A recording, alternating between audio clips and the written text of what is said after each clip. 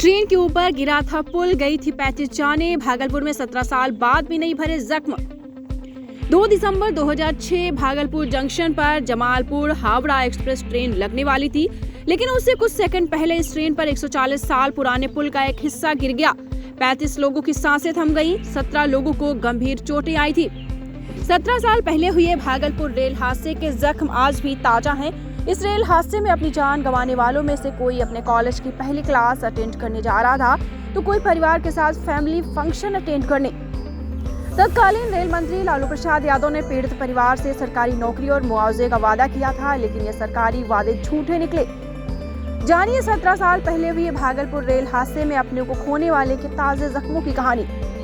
इस रेल हादसे ने कई परिवारों को तोड़ दिया। जिस परिवार वालों ने अपनों को खोया, उनके घाव आज भी हरे हैं। सरकारी वादे वक्त के साथ झूठे हो गए। मृतकों के परिवार को वादे के मुताबिक सरकारी नौकरी मिलनी थी, लेकिन सरकारी दफ्तरों के चक्कर मिले। थक हार कर अब बैठ गए। भागलपुर के किसनदासपुर गांव की सोनी देवी ने अपने घर के 6 सदस्यों को खोया। 17 साल बीत जाने के बाद भी उसका दर्द आज भी हरा है। सोनी देवी ने बताया, घर के लोग फैमिली फंक्शन अटेंड करने के लिए निकले थे। भागलपुर से उन्हें ट्रेन बदलनी थी, लेकिन जंक्शन पहुंचने से पहले ही उनकी सांसें थम गईं। सरकार ने मुआवजा और नौकरी का वादा किया, लेकिन घर के एक परिवार को काफी मशक्कत के बाद नौकरी मिली, लेकिन मेरी ननद को कोई नौकरी नहीं मिली। घोषित सरकारी मुआवजे के मुताबिक 10-10 लाख रुपए मिलने थे, लेकिन उसमें भी कटौती कर 6 लाख दिए गए। सोनी ने बताया है कि भागलपुर रेल हादसे में घर के 2 भाइयों और 1 बहन का परिवार प्रभावित हुआ। हादसे के शिकार इंद्रदेव पासवान के छोटे भाई राजकिशोर पासवान बताते हैं कि भैया की मौत के बाद उनकी पत्नी ने घूस देकर खुद की नौकरी तो ले ली, लेकिन मेरी छोटी बहन तो विधवा थी। उसके इकलौते बेटे की मौत के बाद उसको नौकरी नहीं दी गई। वह अकेले ज्यादा दौड़ भाग नहीं कर पाई। मुआवजा की रकम भी आधी कर दी गई। सरकारी नौकरी और मुआवजे के लिए भागलपुर से पटना तक चक्कर लगाया, लेकिन कुछ नहीं मिला। अब थक गया हूँ।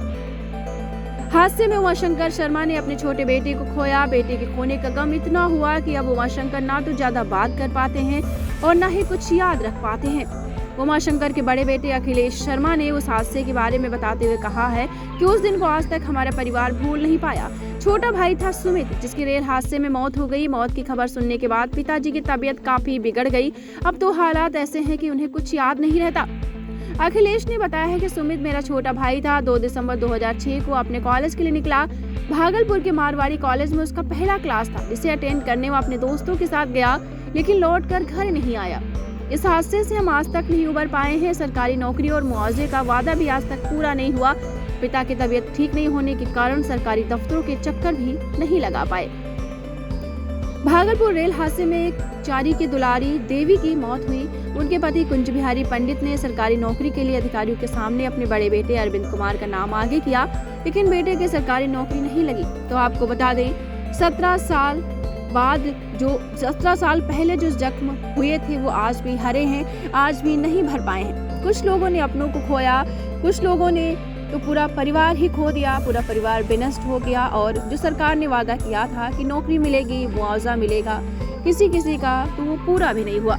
दीक्षांत एडुटेक लाया है दीक्षांत डिजिटल क्लास। दीक्षांत डिजिटल क्लास का उपयोग कर छात्र बना सकते हैं पढ़ाई को बेहद आसान और मजेदार। दीक्षांत डिजिटल क्लास को स्कूल में बैठकर देखना है तो पेन ड्राइव और स्मार्ट टीवी बनेगा सही माध्यम। चलिए अब ये भी जानते हैं कि दीक्षांत डिजिटल क्लास का फी स्ट्रक्चर क्या होगा।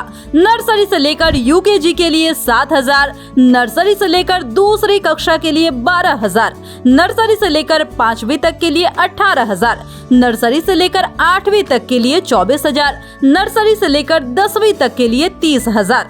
अगर आपको डेमो करना है तो उसके लिए आप दीक्षांत डिजिटल क्लास के यूट्यूब चैनल को विजिट कर सकते हैं। हमारे यूट्यूब चैनल को सब्सक्राइब और फेसबुक पेज को लाइक करना ना भूलें। धन्यवाद।